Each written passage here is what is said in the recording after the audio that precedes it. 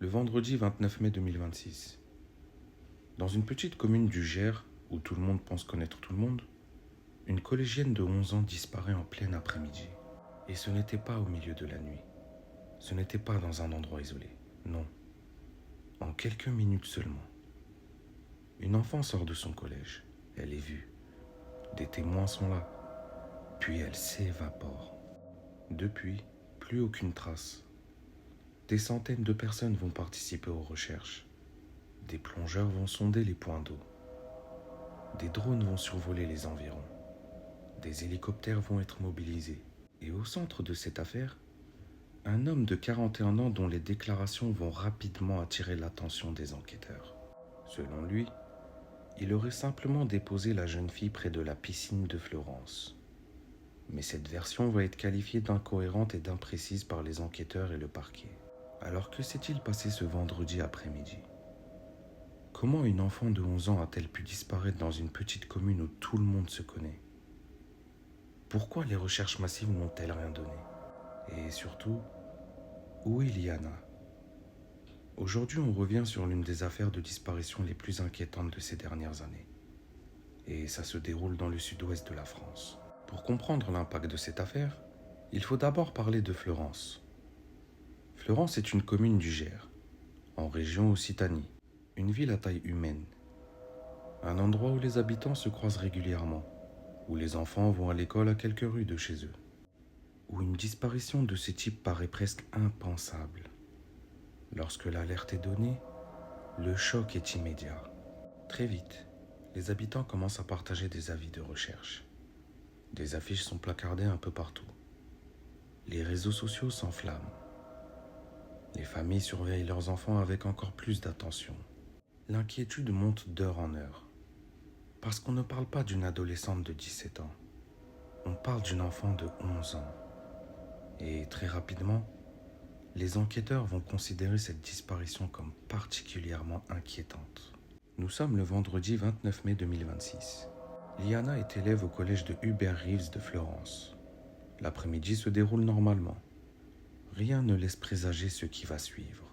Selon les informations communiquées par les enquêteurs, la jeune fille est vue pour la dernière fois vers 15h à 15h05 à la sortie de son collège. C'est un élément capital dans cette affaire, car contrairement à certaines disparitions où personne ne sait exactement quand la victime a disparu, ici les enquêteurs disposent d'une fenêtre temporelle relativement précise. Les derniers instants connus de Liana se situent donc juste après la sortie des cours. Selon les éléments révélés dans l'enquête, elle aurait été vue à bord du véhicule d'un homme de 41 ans. Cet homme n'est pas un inconnu complet. Plusieurs médias rapportent qu'il est connu de la famille et qu'il est le père d'une amie de Liana. À partir de ce moment-là, tout devient flou, très flou. Et c'est précisément ce vide qui va devenir le cœur de l'enquête. Quand Liana ne rentre pas, quand personne ne parvient à la joindre, quand les proches comprennent que quelque chose ne va pas, l'inquiétude monte très rapidement. Les enquêteurs sont alertés et dès les premières heures, plusieurs vérifications sont effectuées. Une question revient immédiatement. Est-ce qu'il pourrait s'agir d'une fugue ? Mais selon la procureure en charge du dossier, aucun élément ne va dans ce sens. Liana n'avait pas l'habitude de fuguer. Les enquêteurs ne privilégient donc pas cette hypothèse. Cela change tout. Parce que lorsqu'une fugue paraît peu probable, chaque minute compte davantage.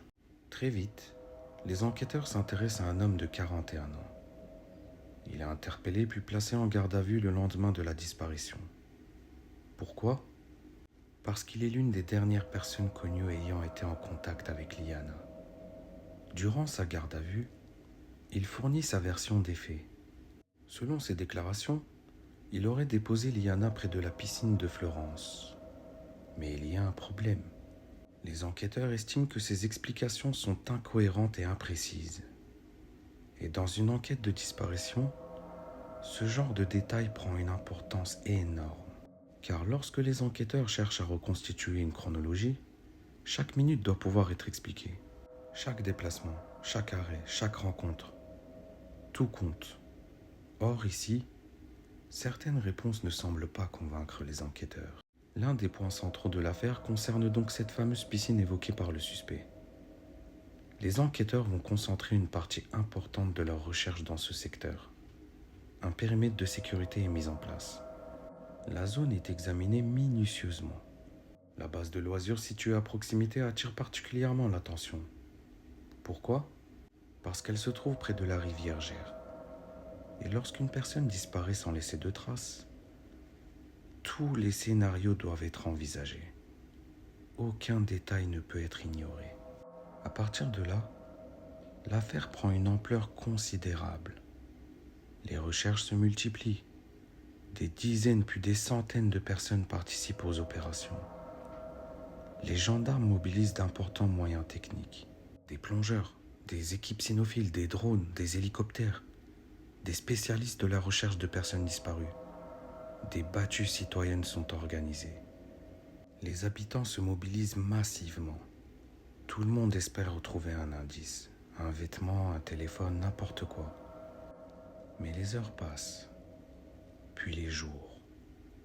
Et malgré cette mobilisation exceptionnelle, aucune trace de Liana n'est retrouvée.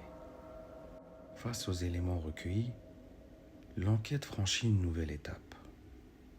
Une information judiciaire est ouverte pour enlèvement et séquestration de mineurs. Puis l'homme de 41 ans est présenté à la justice.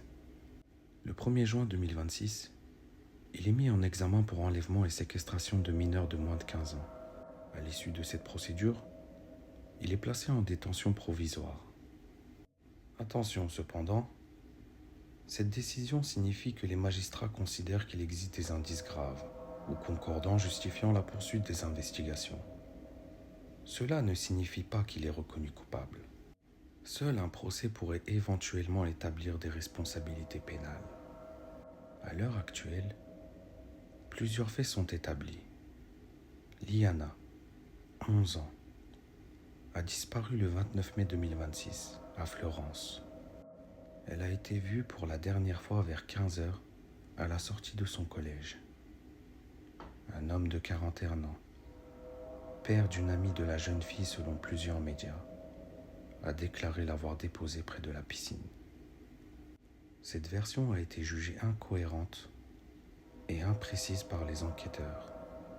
Il a ensuite été mis en examen pour enlèvement et séquestration de mineurs et placé en détention provisoire. Mais malgré les recherches massives et l'avancée de l'enquête, Liana reste introuvable. Et tant qu'elle n'est pas retrouvée, une question continue de hanter sa famille, les habitants de Fleurance et tous ceux qui suivent cette affaire. Que s'est-il réellement passé après 15h05 ce vendredi 29 mai 2026 ? Aujourd'hui, malgré les jours qui passent, une question reste sans réponse. Où est Liana ? Derrière cette affaire dont on parle dans les médias, derrière les articles et les communiqués des enquêteurs, il y a surtout une famille qui vit dans l'attente. Des proches qui espèrent chaque jour recevoir de bonnes nouvelles. Des amis, des camarades de classe, des enseignants et toute une commune qui reste marquée par cette disparition. À Fleurance, mais aussi bien au-delà du Gers, de nombreuses personnes continuent de suivre l'affaire avec beaucoup d'émotion. Les recherches ont mobilisé des moyens importants et de nombreux bénévoles se sont investis pour tenter de retrouver la jeune fille. Comme toujours dans ce genre d'affaires, il est important de rappeler qu'il faut rester prudent avec les informations qui circulent sur les réseaux sociaux. Beaucoup de rumeurs peuvent apparaître au fil de l'enquête, mais seules les informations communiquées par les enquêteurs et la justice permettent de comprendre réellement l'avancée du dossier. L'enquête, elle, se poursuit. Les gendarmes continuent d'exploiter les éléments recueillis et de vérifier toutes les pistes susceptibles de permettre de retrouver Liana. Et bien sûr, l'espoir demeure. Tout le monde espère que Liana pourra être retrouvée saine et sauve. Si vous habitez dans le secteur, si vous étiez présent à Fleurance ou dans les environs au moment de sa disparition, ou si vous pensez détenir une information qui pourrait aider les enquêteurs, même un détail qui vous paraît insignifiant, il est important de le signaler aux forces de l'ordre. Dans les enquêtes de disparition, un simple témoignage ou un détail apparemment anodin peut parfois permettre de débloquer une situation. Nos pensées accompagnent la famille, les proches de Liana ainsi que toutes les personnes touchées par cette disparition. En attendant, gardons une pensée pour Liana et espérons qu'une réponse puisse être apportée le plus rapidement possible à toutes les questions qui restent aujourd'hui sans réponse. Merci d'avoir regardé cette vidéo. Prenez soin de vous et de vos proches. Et à bientôt sur Dead Signal Enquête FR.